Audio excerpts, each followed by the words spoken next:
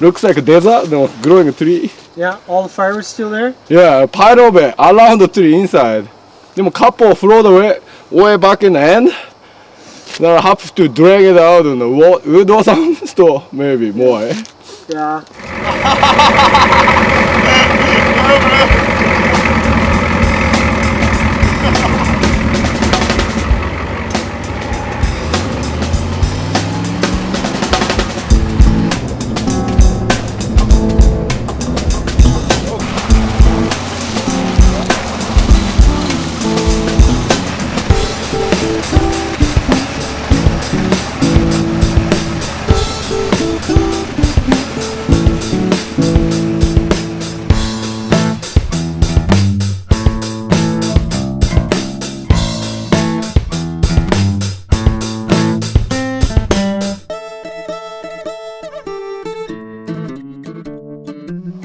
I've been doing the organics for about 6 years now. We started out fairly small with just a simple little field of potatoes off across the creek.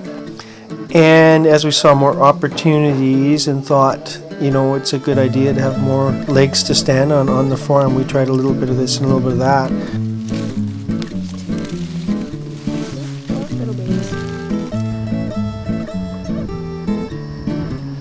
Well, organic farming is well, it's a lot of different things to different people, but to us, it's pretty simple.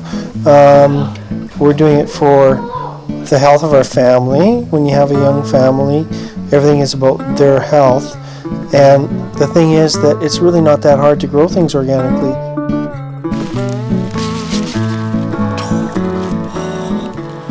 I think the point of organics is to do the best that you can on your property and do the best for the consumer and grow it as clean as possible. And I think that, you know, in some cases probably chemical farming or chemicals on your food is probably not the worst thing in the world. You know, sometimes it probably doesn't even hurt you. It's just that it's an unknown. We just look at it pretty simply. We just put it in the ground and we grow it without chemicals, and it works. So why not?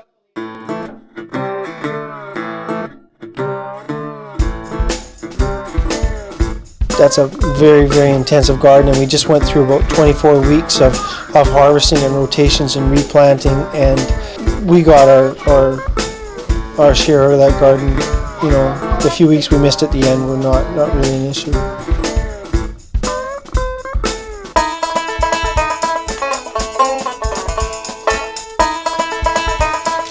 These guys are fast. Look how fast they can cut. They're amazing. They're amazing. They're actually even going slow. They can even go faster than that.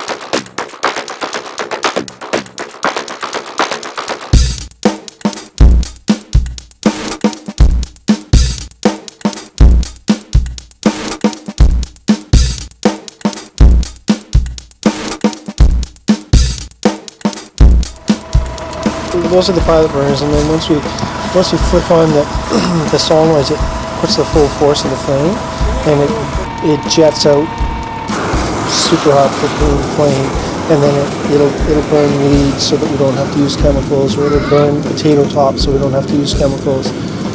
Some people even use it for burning pests, but that's not really what we use it for. We don't really have pest problems at this point.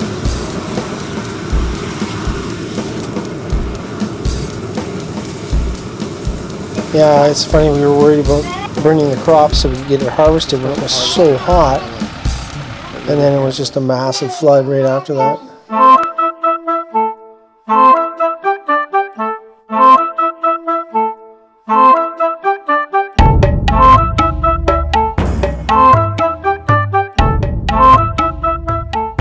We're pretty lucky. The flood was at the end of the season. Most of our crops were in the storage already.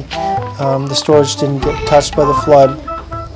So basically it's just a big mess, you know, buried irrigation pipes, broken fence lines, you know, neighbors' firewood and floating logs, and washed out ditch crossings, culvert crossings, and so on. Just a big, just an expense for us, but it happens.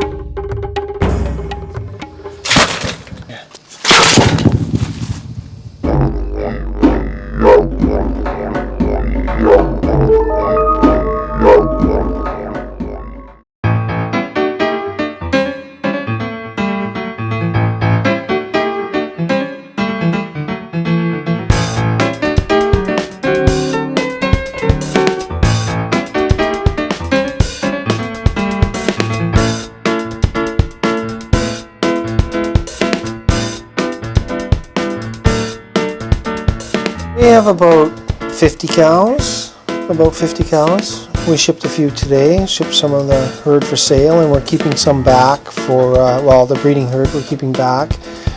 The new heifers we're keeping back for next year, and we're keeping a few this fall steers, and we're going to try and market them as local grass-fed beef in the area.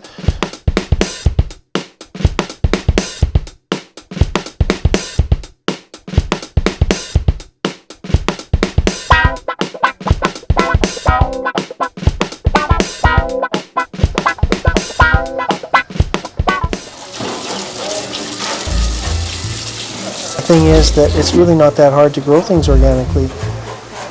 It just maybe mainstream, it might be difficult to come up with the, you know, thousands of tons of product you need for big wholesale type business when you're growing a commodity. But on a smaller scale, it's easier to grow organic. You don't have to worry about chemicals, you don't have to worry about fertilizers and so on.